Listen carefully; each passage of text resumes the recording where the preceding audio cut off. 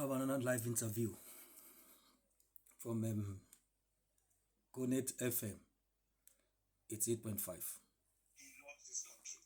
After all, he's not part of it.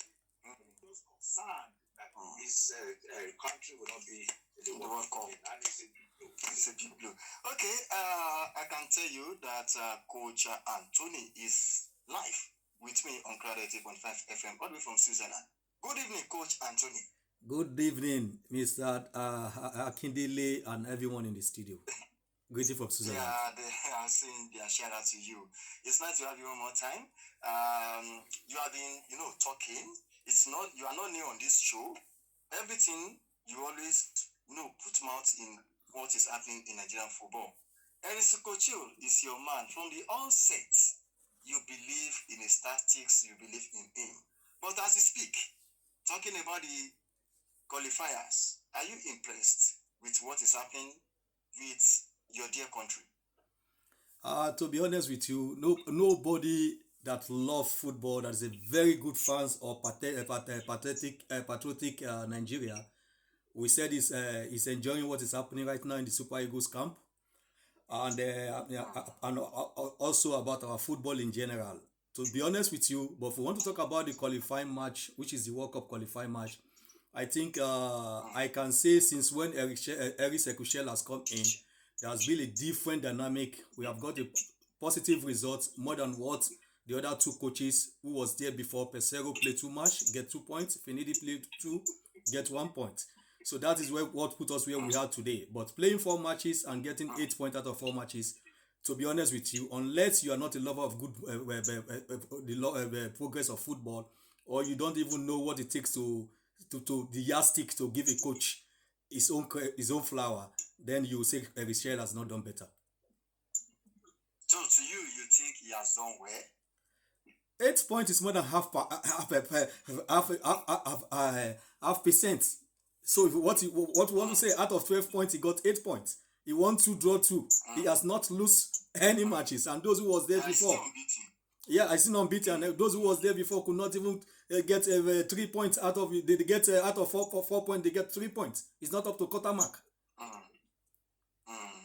So to you, where do you think we got it wrong? We'll get it wrong from the onset when let's flash back. I believe I was in your studio when we played Portugal when Pesaro was there before the Nations Cup in Côte d'Ivoire.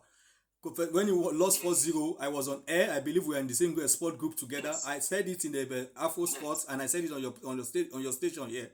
I said Pesaro should not go with this type of tactics is playing, this 4-4-3 or 4-4-2. I said if you want to get the best of the players, you have to go for 3-4-3, 3-4-3 or 3-5-2. And after the first match in AFCON, he lost the first match, and the second match he switched to that system. I said, and Pesaro was in the same group chat with us. So Pesaro the failure where we find ourselves today, it started from Pesaro. Play 2 draw, one to Lesotho and the other one at home. So it is uncalled for to Zimbabwe. Now come to the Finidi George, play draw with South Africa at home, went to lose to the Benin Republic in Côte d'Ivoire 2-1. So that is where the problem comes from. So it's not about to put blame on them. The problem have started. I think now the journey is still open. We just hope that the rest too much, and we will do as we normally do: go to the mountain, buy big calculator, begin to pray that Oliseh can revive us. Okay. Lucky, let me now ask you: do you think there's any hope for Super Eagles? In football, as a coach myself, I'm a professional coach with a UEFA license and 14 years experience. In football, never say never. If they tell you that Chelsea is going to beat PSG in final after PSG have dominated Europe football, the world football, but when it came to match Chelsea against the PSG, Chelsea beat them. So for me, my own personal opinion, which I am entitled to, which I stand upon, there is still hope for us because we still have 2 games to go. And if we could not qualify to the World Cup, I think that is not the end of the world. We just have to go back to the drawing board and look for to start again of all over the way we used to do. Okay, now you add what Mikel said, because we discussed about it yesterday. Now, I know Mikel, according to him, he said if Nigeria fail to qualify, NFF, all of them should leave. Do you subscribe to that? For me, we know we are, as our faces are different, so our thinking, our decision are different. For me, I will not align to the school of thought of Mikel Obi and even Sunday Oliseh, because I know they are bittered. I know they speak out of anger. I know that they speak out of the love of the game, because they know they want us to do better than what we used to what we are doing at the moment. But at the same time, I have a question for both of them who have said they deserve an NFF or to sack the coach or to take some players away. My question is, what about today? If we play on October and it's music, the game turn around, the music turn around that Nigeria later qualified, will he call for the sack of 2GUSAU? Will he call for the sack of General Secretary and other members of the NFF? Will he call for the sack of Richel? Will you sack? Will patience for them to answer. Now it will be a very good, because they will swallow their word. So for me, I think when you want to say something like this, always wait until everything is over, then come with your frustration. Don't kill the baby when the baby is not dead. So we just have to wait. For me, I think I will not align with that school of thought. They just have to be calm, wait, and let's see what the future has for us. Now, before I'll be asking you the next question, Dr. Falabi. Now, African Cup of Nations. Now we play against Venezuela. We've discussed that before. Do you see Oliseh winning this trophy in Morocco? We tried in Côte d'Ivoire, but we could not win it. This time around, do you think we can win it under the new coach? Well, there is a possibility there with the quality of players we have. But my problem is, I still do not see the chemistry in that team. We have players, but we don't have a team. And I'm not seeing the team improving. The chemistry of the team is not improving. We are not creating enough chances. Yeah, that is still my problem. It's not just about you going out there and whether you even have the opportunity to win. But what we are saying is that, are there signs in that team? What are the things we are seeing on the pitch that is giving us hope? But those players, they are not new in the system. They are matured. They play for one of the biggest clubs in Europe. Yeah, they may be doing that, but the fact remains that whatever the coach is doing is definitely not working. Okay, what do you think the coach needs to do now at the moment? Well, as far as I'm concerned, I think he needs to become more conservative. Conservative in the sense that maybe a good defensive build-up right now. That, more or less like a Mourinho type of setup. You have good defensive setup. Then you attack as a team, defend as a team. You become very difficult to break down. You may not score too many goals, but you know that if you score 1 or 2 goals, you are safe. So that's what. But when we tell you, just get me a goal. Maybe you should begin to think in that aspect, because we seem to concede goal in every match, and that has to stop. Okay. You had what Akubi Mataya. Thanks so much on Facebook. I can see you. Thanks so much. One love to you. Now, to him, he said that Oliseh will need to do more. Now, ahead of African Cup of Nations in Morocco, we all know that it will be tough. To you, what do you think Oliseh need to do to change things for Nigeria? At least if we can win this, I think Nigeria will have something to smile about. Okay, let me come in this direction. First and foremost, don't forget, Richel has not been. We cannot say he has been 1 month with the players. They don't know the players. The players have not known him better compared to the previous coach who was there.